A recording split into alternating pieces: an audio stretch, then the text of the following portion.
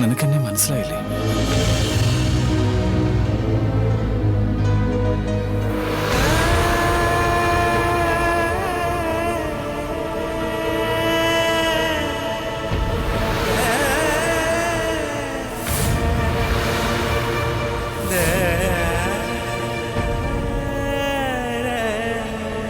ഇച്ചായ,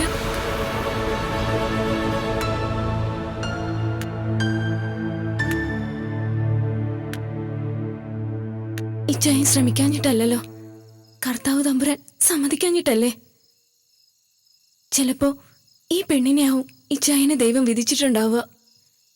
അങ്ങനെ സമാധാനിച്ച് കഴിഞ്ഞതൊക്കെ മറക്കണം എന്റെ ഇച്ചായൻ.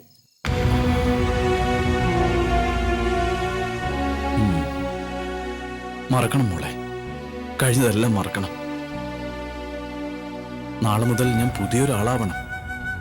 പ്രതാപിയായ പൂക്കാടന്റെ മരുമോൻ, പണക്കാരിയായ സൈന പൂക്കാടന്റെ ഭർത്താവ്. ഇനി കഴിഞ്ഞതൊന്നും ഓർക്കാൻ പാടില്ല. ഒരു കുറ്റബോധം തോന്നാൻ പാടില്ല എനിക്ക്.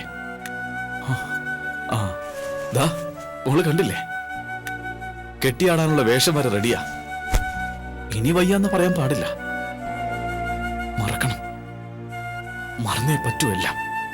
ഗായത്രി എന്റെ ആരാ? ആരുമല്ല. എനിക്ക് അവളെ അറിയ പോലുമില്ല. എല്ലാം അവളുടെ വിധി. അനുഭവിക്കട്ടെ. ഞാനെന്തിനാ അതൊക്കെ കെയർ ചെയ്യണം? അല്ലേ മോളെ? ഇച്ചായ,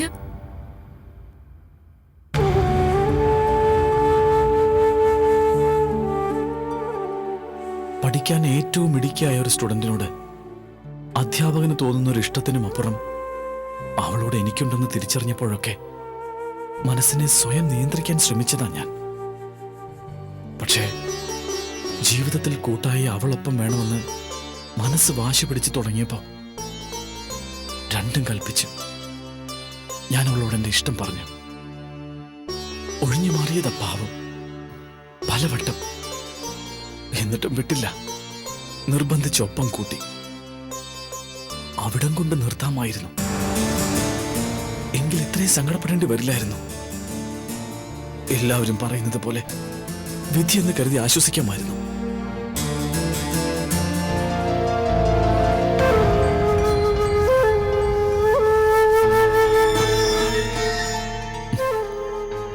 ഫൈനൽ ഇയർ എക്സാം കഴിഞ്ഞ് അവൾ പോയപ്പോഴാണ് അവളെ കാണാൻ പറ്റാത്തതിലെ സങ്കടം ശരിക്കും മനസ്സിലായത്. അങ്ങനെയാണ് ഒരു ദിവസം ഒന്ന് വിളിച്ചു പോലും പറയാതെ ഞാൻ അവളുടെ വീട്ടിലേക്ക് ചെന്നത്. ചെന്നപ്പോ അന്നവിടെ ഗായത്രി മാത്രമേ ഉണ്ടായിരുന്നുള്ളൂ. ഒരുപാട് നാൾ കൂടി തമ്മിൽ കണ്ട സന്തോഷം. അവിടെ വെച്ച് ഞങ്ങളൊരു മാഷും കുട്ടിയും അല്ലാതായി.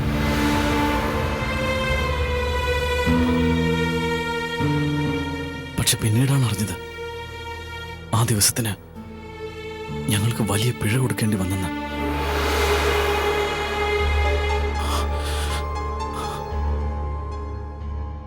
അവളിന്ന് ഈ അലൻ ജോസഫിന്റെ കുഞ്ഞിന്റെ അമ്മ കൂടിയാണ്. അതുകൊണ്ടാ മോളെ, നിന്റെ കാര്യം കൂടി ഓർക്കാതെ ഇച്ചായൻ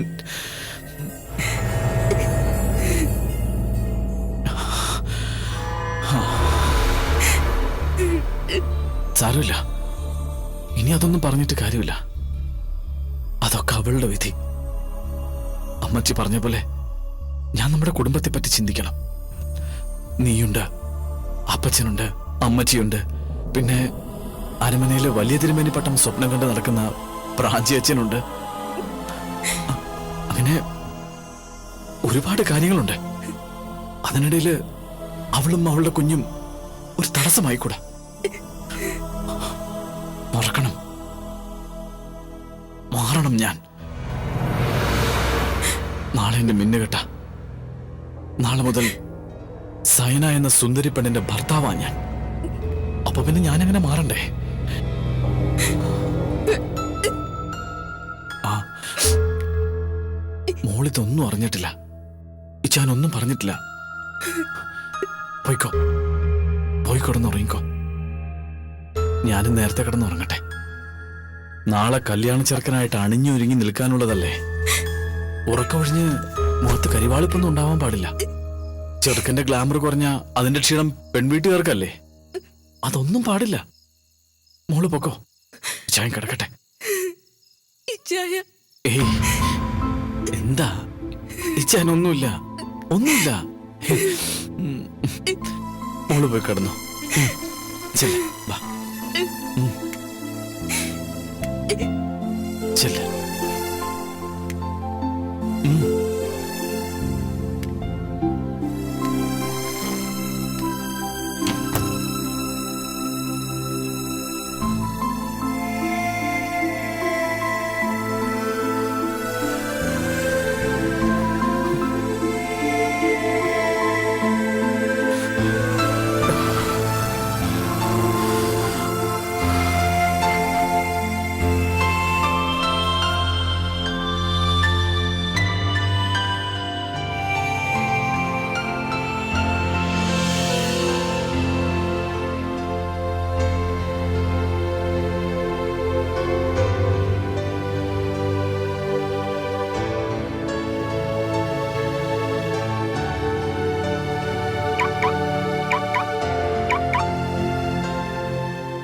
എന്നാ പിന്നെ ചടങ്ങുകളെല്ലാം കഴിഞ്ഞ സ്ഥിതിക്ക് നമുക്കങ്ങ് പിരിഞ്ഞാലോ അച്ചോ?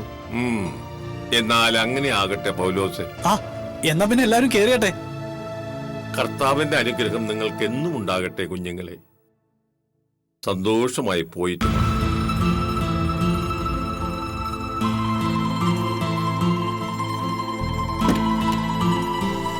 അച്ചോ എന്നാ വീട്ടിലിറങ്ങിയിട്ട് പോകാം. ആ, എന്നാൽ അങ്ങനെ ആയിക്കോട്ടെ.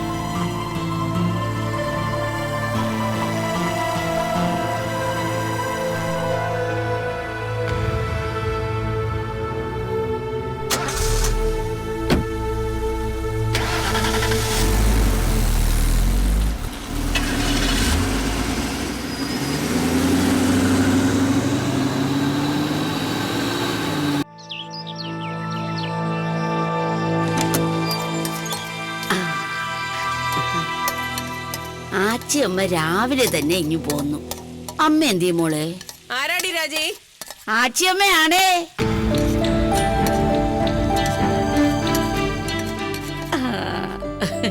ആ വന്നോ? ഞാൻ കരുതി പറഞ്ഞു പറ്റിക്കൂന്ന്. അതൊന്തൊരു പറച്ചില്ല എന്റെ അംബിക അമ്മേ. ഒരു തവണ ഒരു പറ്റി പോയിന്ന് വെച്ച് ആച്ചിയമ്മ അങ്ങനെയാണോ എന്റെ മോള് കണ്ടിരിക്കുന്നത്? അല്ല, മോൾ ആകെ അങ്ങ് കറുത്ത് കരിവാളിച്ചു പോയല്ലോ. വിളിച്ചപ്പോ ഒരു വാക്ക് പറഞ്ഞിരുന്നെങ്കിൽ നല്ല കുങ്കുമപ്പൂ ആച്ചിയമ്മഞ്ഞ് കൊണ്ടുവന്നേനെ. ഓ, കുങ്കുമം ചന്ദനം ഒക്കെ പിന്നെ ആവാം. ആദ്യം നിങ്ങൾ ഞാൻ പറഞ്ഞ കാര്യം ഒന്ന് റെഡിയാക്കിത്താ. ഈ നാണക്കേടിന്ന് ആദ്യം ഒന്ന് തല ഊരിയിട്ട് പിന്നെ മുഖം മിനുക്കുന്ന കാര്യം ആലോചിക്കാം. അയ്യോ, ഈ കാര്യത്തിൽ മോൾ എന്തിനാ പേടിക്കണേ? ആച്ചിയമ്മ ഇവിടെ കല്ലുപോലെ ഇരിക്കല്ലേ. 1 മണിക്കൂർ കൊണ്ട് സംഗതി ഞാൻ വെടിപ്പാക്കി തരില്ലേ.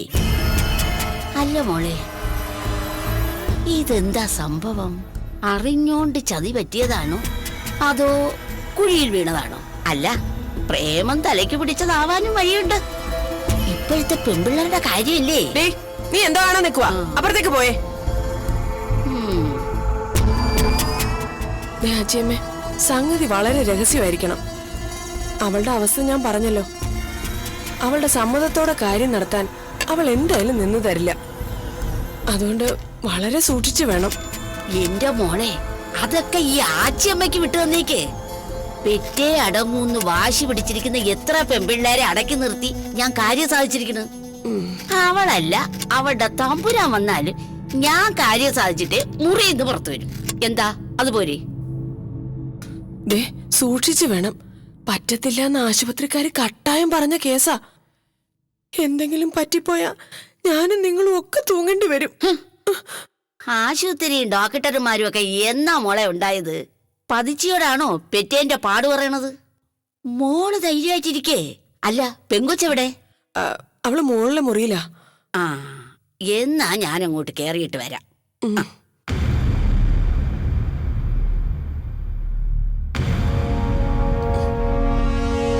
ഈശ്വര,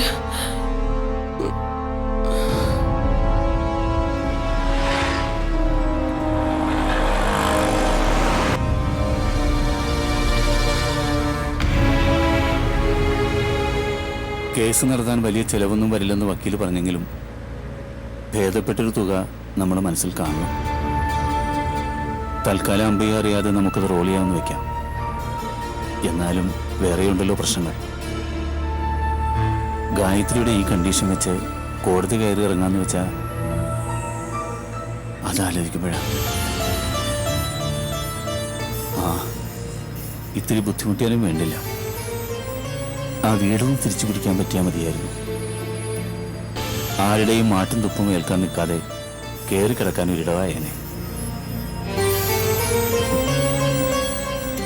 മോള് വിഷമിക്കാതെ, എന്തെങ്കിലും ഒരു വഴി ഈശ്വരൻ കാണിച്ചു തരാതിരിക്കില്ല.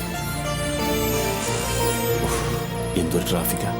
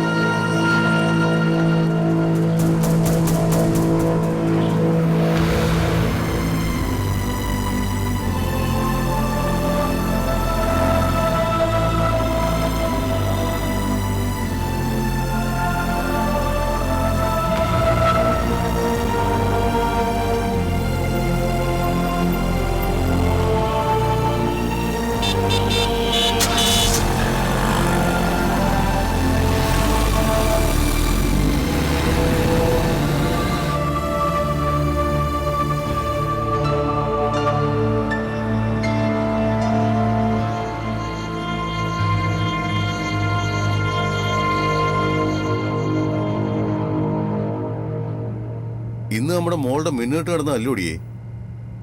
എന്നിട്ടെന്താ അതിന്റെ ഒരു സന്തോഷമൊന്നും ഇല്ലല്ലോ എന്റെ കെട്ടിയോളുടെ മുഖത്ത്. ആ, എന്നാ പറ്റി? എന്നതൊക്കെയാണേലും ഇത് തല്ലിപ്പഴിപ്പിച്ചെടുത്ത ബന്ധമാണല്ലോ എന്ന് ഓർക്കുമ്പോ മനസ്സിനകത്തൊരു വെപ്രാളവും പേടിയും ഒക്കെ തോന്നുക. അതിനിപ്പോ നീ എന്നാത്തിനാടി വെപ്രാളപ്പെടുന്നേ? എന്റെ മോളൊരു കാര്യം ആഗ്രഹിച്ച അത് തല്ലിപ്പഴിപ്പിച്ചല്ല, വേണമെങ്കിൽ കൊന്നിട്ടാണെങ്കിലും ഞാനത് നേടിക്കൊടുക്കൂടി. എല്ലാത്തിലും വലുത് എനിക്ക് എന്റെ മോളുടെ സന്തോഷാ. അങ്ങനെ തല്ലിയും കൊന്നും നേടിക്കൊടുക്കുന്നതിനൊക്കെ ആയുസ്സുണ്ടാവണേന്ന എന്റെ പ്രാർത്ഥന. നിങ്ങൾ ദേഷ്യം പിടിക്കണ്ട, ഞാൻ എന്റെ സങ്കടമാ പറഞ്ഞത്. ഇന്ന് പള്ളിയിൽ നടന്നതൊരു മിന്നുകെട്ടായിരുന്നു. അതിന്റെ സന്തോഷമൊന്നും ആരുടെയും മുഖത്ത് കണ്ടില്ല. ആ, എല്ലാവരുടെയും മട്ടും ഭാവമൊക്കെ ഞാനും ശ്രദ്ധിച്ചായിരുന്നു. അതൊക്കെ അങ്ങ് മാറോടി വിമർന്നോരെ. നമ്മുടെ വീടുമായിട്ടൊന്ന് ഇടപഴകി വരുമ്പോഴേക്കും അവന്റെ ഈ വിമ്മിഷ്ടവും വെപ്രാളവും ഒക്കെ അങ്ങ് മാറി വരും. മാറ്റിയെടുക്കും നമ്മുടെ മോള്. അവള് മിടുക്കിയല്ലേടി. ആ, മിടുക്ക് കൂടിപ്പോയതിന്റെ ആ ഇങ്ങനെയൊക്കെ. ദേ അന്നമ്മേ, നല്ലൊരു ദിവസമായിട്ട് നീ എന്റെ വെറുതെ വാങ്ങിച്ചു കേട്ടാ നിക്കല്ലേ. നിനക്കും നിന്റെ മരുമോൾക്കും ഈ കെട്ട് നടന്ന് അത്ര പിടിച്ചില്ലാന്ന് എനിക്കറിയാം. അതിന്റെ ഏനക്കേടൊന്നും എന്റെ കൊച്ചിനോട് തീർക്കാൻ നിന്നേക്കല്ലേ. പറഞ്ഞേക്കാം.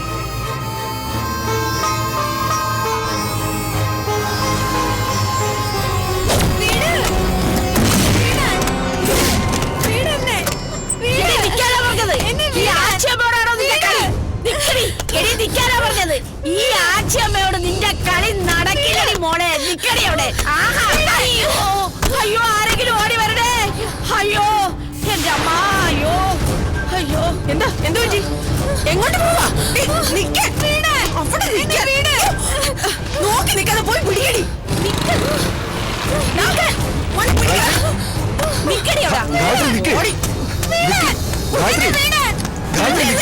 വേണ്ട, അവളൊന്നും ചെയ്യണ്ട. ചെയ്യലെന്നോ? ഇവിടെ ആജിമേ പറയുന്നത് കേക്കമ്മേ. ഇതൊക്കെ ആരെങ്കിലും അറിഞ്ഞാ പിന്നെ അത് മതി. ഒന്നാമത് ഇവരുടെ കാര്യം നാട്ടുകാർക്ക് മൊത്തം അറിയാം. അതിന്റെ കൂടെ ഇതുകൂടെ എല്ലാവരും അറിഞ്ഞാൽ പിന്നെ എല്ലാവരും കൂടി ജയിലിൽ പോയി കിടക്കേണ്ടി വരും. അമ്മ ആദ്യം ആ സ്ത്രീയെ ഇവിടുന്ന് പറഞ്ഞുവിടാൻ നോക്കും. അച്ഛനും ഗൗരി ഇപ്പൊ വരും. ഗായത്രി, നീ ഒന്ന് അറിഞ്ഞു. നിന്നെ ഒന്നും ചെയ്യില്ല. ഇവിടെ എന്താ വേണ്ടെന്ന് എനിക്കറിയാം. നടക്കണേ ഇങ്ങോട്ട്. ഛേ, ഈ അമ്മയുടെ ഒരു കാര്യം.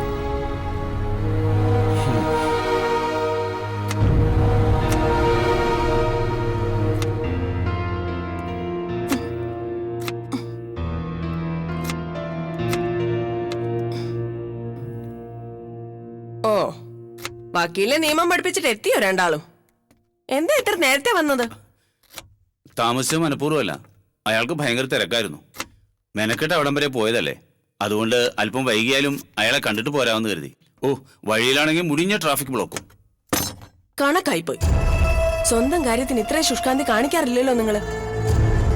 അല്ല, അറിയാൻ വയ്യാഞ്ഞിട്ട് ചോദിക്കാം, എന്തുവാ നിങ്ങളുടെ ഉദ്ദേശം? കേസ് നടത്തലും പ്രസവം എടുക്കലും ഒക്കെ ആയിട്ട് ഇങ്ങനെ അങ്ങ് കൂടാന്നാണോ?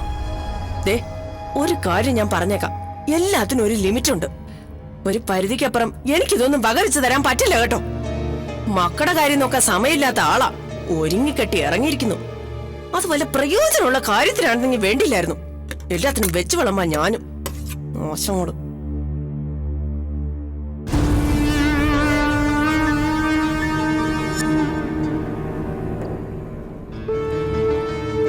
മോള് ഒന്നും ശ്രദ്ധിക്കണ്ട. ഞാൻ പറഞ്ഞില്ലേ, ഇതൊന്നും നമ്മളെല്ലാം പറയുന്നതെന്ന് കൂട്ടിയാ മതി.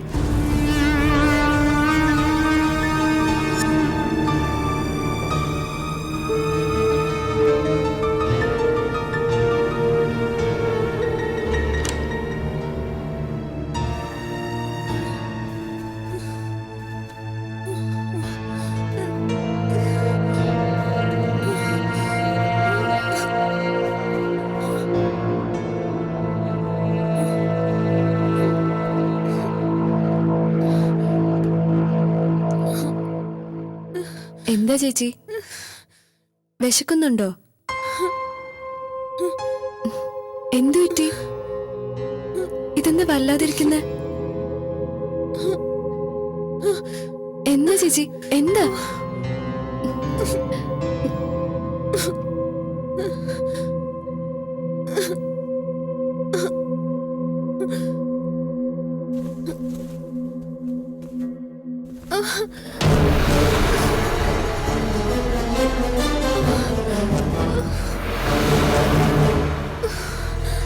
ചേച്ചി, ആരാ ഇത് ചെയ്തത്?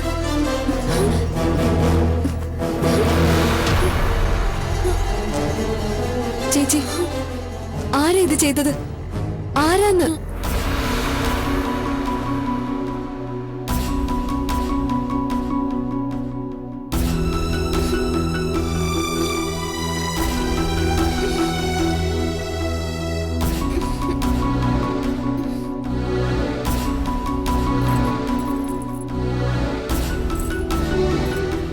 ഇന്ന് മധുവിന്റെ കടയിൽ ചെല്ലുമ്പം ആ പച്ച കമ്മല് മാറ്റിയെടുക്കുന്ന കാര്യം നീയൊന്ന് ഓർക്കണേടി രാജി. അത് വാങ്ങിയിട്ട് അധികം ആയില്ലല്ലോ, എന്തിനാ ഇപ്പൊ മാറുന്നേ? അതിന്റെ ഞാത്തൊരു സുഖമില്ല. ചിറ്റേഴത്തെ കല്യാണത്തിന് ചെന്നപ്പം ആ തമ്പി ഡോക്ടറിന്റെ പെണ്ണുമ്പിള്ള എനിക്കിട്ടൊരു കുത്ത്. കേറ്റ് മുഴുവൻ ഔട്ട് ഫാഷൻ ആണല്ലോ എന്ന്. കാര്യം അവൾ അസൂയ കൊണ്ട് പറഞ്ഞതാണെങ്കിലും ആ കമ്മൽ അത്ര മാച്ചിങ് അല്ലാന്ന് എനിക്കും തോന്നി. അമ്മ ശരിക്കും സിനിമാ നടന്റെ അമ്മ തന്നെ. പോടി എവിടുന്ന്. പെണ്ണുങ്ങൾക്ക് നിറവും ചന്തവും ഒക്കെ തന്നിരിക്കുന്നതേ ചാമഞ്ഞൊരുങ്ങി നടക്കാൻ തന്നെയാ. എന്നാലും അമ്മയുടെ ഒരുക്കം ഒത്തിരി കൂടുതലാ, ഒരുമാതിരി കെട്ടുകാഴ്ച പോലെ. നീ അത് പറയും. അസൂയപ്പെട്ടിട്ട് കാര്യമില്ല കൊച്ചേ. ഈ സൗന്ദര്യം എന്ന് പറയുന്നത് ദൈവം മനസ്സറിഞ്ഞു തരുന്ന ഒന്നാ. പിന്നെ അങ്ങനെ ദൈവം മനസ്സറിഞ്ഞു കൊടുത്തിട്ടാ അപ്പുറത്തൊരെണ്ണം ഇങ്ങനെ കിടക്കുന്നത്.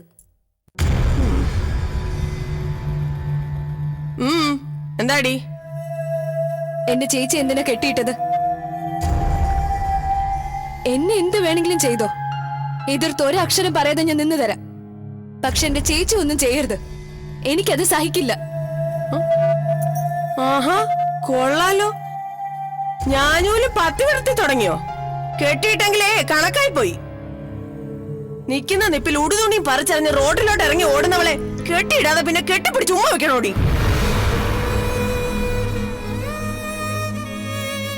എന്റെ ചെറുക്കൻ സമയത്ത് വന്നില്ലായിരുന്നെങ്കിലേ നാട്ടുകാർക്ക് മുഴുവൻ ഇന്ന് ഉത്സവമായേനെ. ദേ നിനക്ക് നിന്റെ ചേച്ചിക്കും എന്ത് കോലവും കെട്ടാ. പക്ഷെ അതുപോലല്ല ഞങ്ങളുടെ കാര്യം. പ്രായം തികഞ്ഞൊരു പെണ്ണേ ഇവിടെ ഉണ്ട്.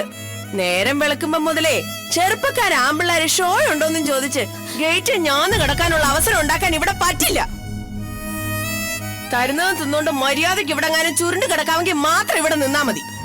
അല്ലാതെ കൊമ്പത്തെ വീട്ടിലെ നെകളിപ്പും പരിഷ്കാരവും എടുക്കാനാണ് രണ്ടിന്റെ ഉദ്ദേശമെങ്കിൽ ഈ പുത്തേഴ തമ്പിക ആരാണെന്ന് രണ്ടെണ്ണോ ശരിക്കറിയും. പോയിക്കോ അപ്പുറത്ത്.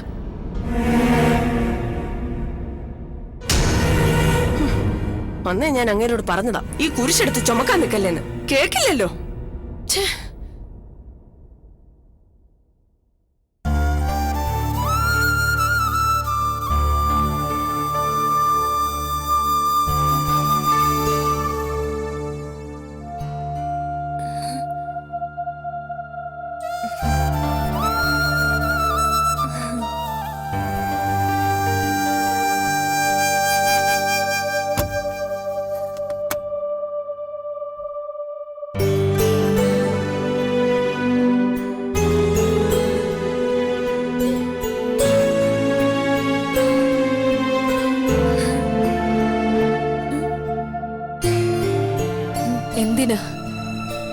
എന്തിനാ ഇങ്ങനെ നാണം കെട്ടി ജീവിക്കുന്നേ?